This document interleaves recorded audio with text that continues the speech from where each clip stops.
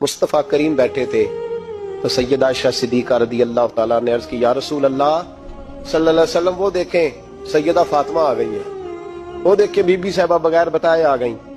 हजरत फातिमा ज़हरा आई, हुजूर ने फरमाया फातिमा बगैर इत्तला के। हुजूर छोटा सा काम था, कैसे आई हो?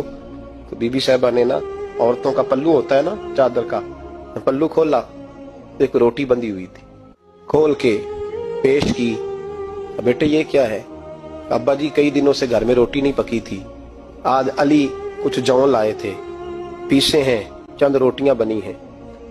तो बच्चों ने तो खा लिया, तो मेरे सामने भी एक रोटी आई थी, मैंने लुकमा तोड़ा है तो मुझे ख्याल आया पता नहीं मुस्तफा ने खाया है कि नहीं खाया, पता नहीं हुजूर ने रोटी खाई है कि नहीं, मैं लेके हाजिर हो गई हूँ, मेहरबानी फरमाए।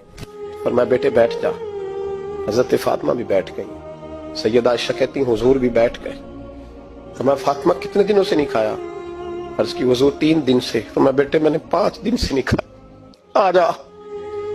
दोनों बाप बेटी मिल के खाते हैं। रोटी 2 हिस्सों में हुजूर ने बांटी। फरमाया चला जी तू खा, आदि मैं खाता हूँ।